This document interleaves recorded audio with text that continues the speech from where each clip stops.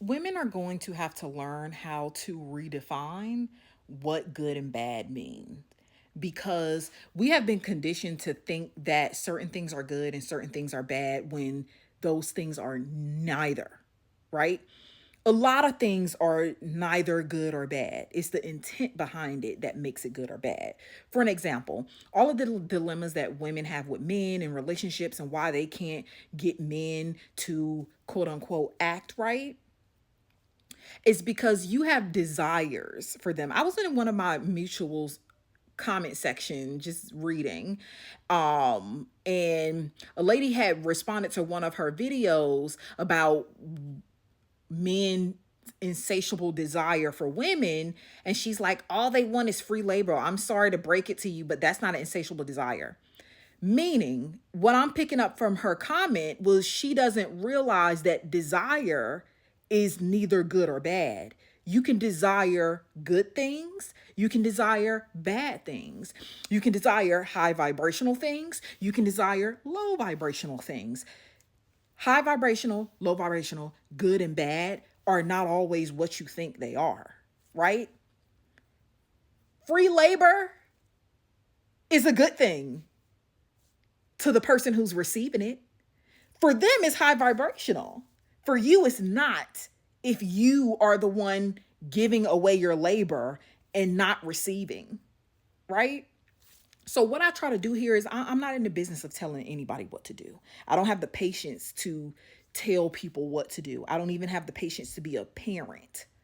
Okay. But I try to help women learn how to think differently, how to look at things differently, how to perceive differently, right?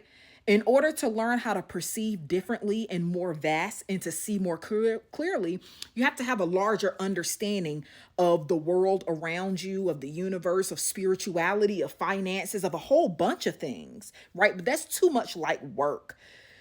So, women have to understand that your desire for a family, your desire for kids are not admirable desires, right?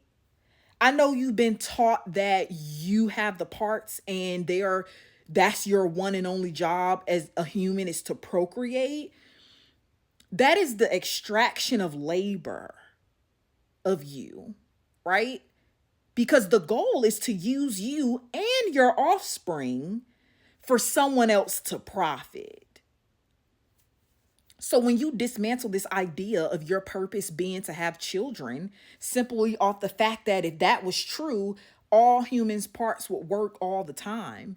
If that was true, if you were just meant to have kids and that was the only goal, why are all of these obstacles here that make children's lives miserable? Right?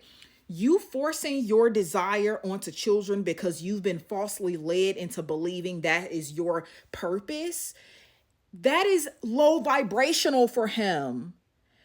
Bringing a soul into from the ether into this planet is a high vibrational thing, and it's also a low vibrational thing if it's done so carelessly. And children are brought here so carelessly. This is why your womb is valueless, right? Women think that they are more valuable to women and to the society because of your ability to have children. Well, if you have children for any little reason, you cheap. So your womb is not valuable. You don't guard it with anything. You don't guard it with your life. You don't guard your finances. You don't guard your children. You have children because a man told you you were pretty. I wouldn't pay for your bills either, ma'am. In any capacity, pushing your will onto another person against their will is low vibrational and it's not good. So your desires. So this lady in my mutuals comment section that was conflating men's desire with being a good thing and associating with desire with only good things. This is why y'all end up in the situations that y'all end up in, because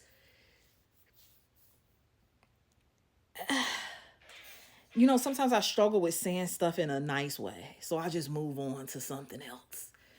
Um, so just because you believe that your desires are pure and you want children, 99% of children are here because their parents' desires were not pure. It was very selfish. So just because you want what you think is positive for someone else, if they don't want it, it's not positive. And they're not a bad person for not wanting it.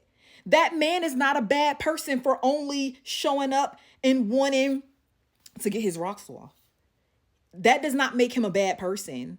Now, if he lies to you constantly, now we're getting into a realm. If he lied to you and tell you he want to be in a relationship and he don't, now he's a bad person. But you opening yourself up by telling him all of your woes and traumas and past experiences, and then he used that to manipulate you, that is a choice on your behalf, and you have to acknowledge that, right? So y'all have to understand that good and bad is not always what you think it is.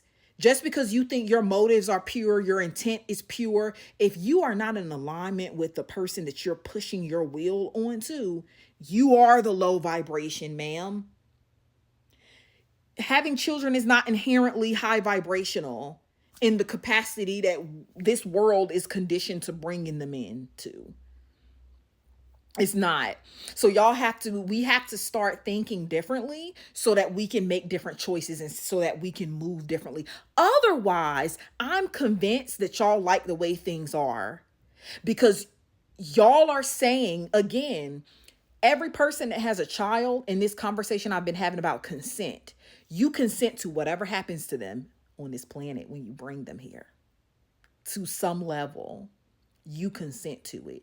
You bringing your children into a patriarchy. You're bringing children into a world where the age of consent is 16 to 18, knowing the little information that a literal teenager don't have. You still bring them here. You bring them into a world. Again, I'm sorry if this sounds like I'm finger wagging, right? But I'm not finger wagging. If they're already here, you can only do the best that you can. This is for people to learn and implement to change your existence and thus humanity's existence. And only women have the power to do that, not men. Men can help push the needle forward. They can help and assist in certain ways, but it's really you. It starts and ends with you.